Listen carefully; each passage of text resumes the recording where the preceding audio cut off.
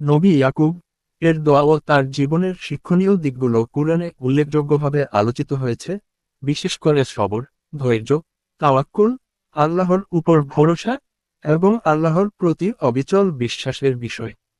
নিচে তার উল্লেখযোগ্য কিছু দোয়া ও শিক্ষণীয় বিষয় তুলে ধরা হলো। ঔষধি 1, ইয়াকুব এর দোয়া। খোলা বই দোয়া। এর থেকে বড়, ইন্নামা আশকু বাসি ও হওয়ানি ইলাল্লাহ। অর্থ, আমি তো আমার দুঃখ বেদনা আল্লাহর কাছেই আরজি করি। বই সূত্র, সূরা ইউসুফ, আয়াত 86। ডান দিকের তীর এই দোয়াটি তিনি প্রিয় সন্তান ইউসুফ হারিয়ে ফেলার পরে বলেছিলেন। এটি একটি গভীর তাওয়াক্কুল ও আল্লাহর প্রতি সম্পূর্ণ নির্ভরতার দৃষ্টান্ত। ঔষধি 2, ইয়াকুব এর শিক্ষা। সাদা চেক মার্ক বোতাম 1। ধৈর্য ও সবর, সেবিয়ার। ইয়াকুব অসীম ধৈর্যের অধিকারী ছিলেন। সন্তান ইউসুফ হারিয়ে যাওয়ার পরেও তিনি কখনো হতাশ হননি। বারবার বলতেন, এর থেকে বড়, ফাসাবরুন জামিল। অতএব ধৈর্যই উত্তম। বই সূরা ইউসুফ, আয়াত 18। সাদা চেক মার্ক বোতাম 2। আল্লাহর উপর নির্ভরতা, তাওয়াক্কুল। যখন তিনি তার সন্তানদের মিশরে পাঠান ইউসুফ এর খোঁজে, তখন বলেন, এর থেকে বড়, আল্লাহই উত্তম রক্ষক এবং তিনি সর্বাধিক দয়ালু। বই সূরা ইউসুফ, আয়াত 64। সাদা চেক মার্ক বোতাম 3। পরিবারের প্রতি দায়িত্বশীলতা। তিনি একজন দায়িত্বশীল পিতা ছিলেন, যিনি সন্তানদের ঈমান, আখলাক এবং নিরাপত্তার সম্পর্কে সবসময় সচেতন ছিলেন। সাদা চেক মার্ক বোতাম 4। ঈমানের অপর মৃত্যু কামনা।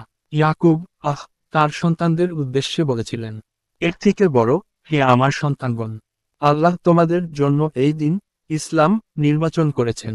অতএব মৃত্যুবরণ করো কেবল মুসলিম অবস্থায়।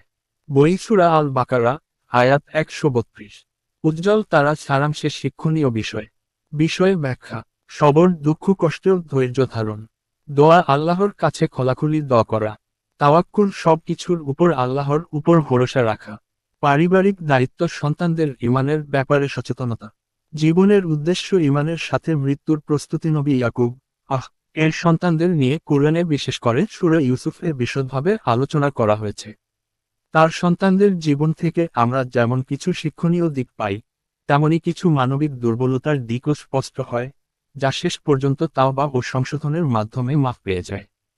ঔষধি ইয়াকুব এর সন্তানদের পরিচয়।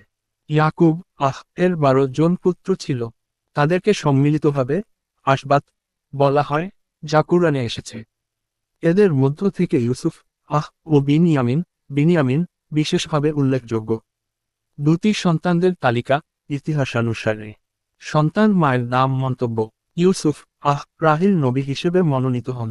বিনয়ামিন রাহিল ইউসুফ এর ছোট ভাই। অন্যান্য 10 জন অন্য স্ত্রীদের থেকে ইউসুফ এর ওপর ঈর্ষান্বিত ছিলেন। খোলা বই, সন্তানদের পাপ ও পরে তাওবা। ঈর্ষা ও ষড়যন্ত্র।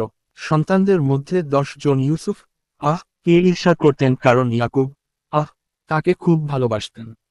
এর থেকে বড়, তারা পরিকল্পনা করে বলেছিল, ইউসুফকে হত্যা করো অথবা কোথাও ফেলে দাও, তাহলে পিতার মন শুধু আমাদের দিকে থাকবে। বই সূরা ইউসুফ, আয়াত 9। তারা ইউসুফ কে একটি কূপে ফেলে দেয়, এরপর মিথ্যা বলার জন্য একটি রক্তমাখা জামা নিয়ে গিয়ে ইয়াকুব কে বলে যে ইউসুফকে নেকড়ে খেয়ে ফেলেছে। ঔষধি ইয়াকুব এর পক্ষে সন্তানদের জন্য দোয়া।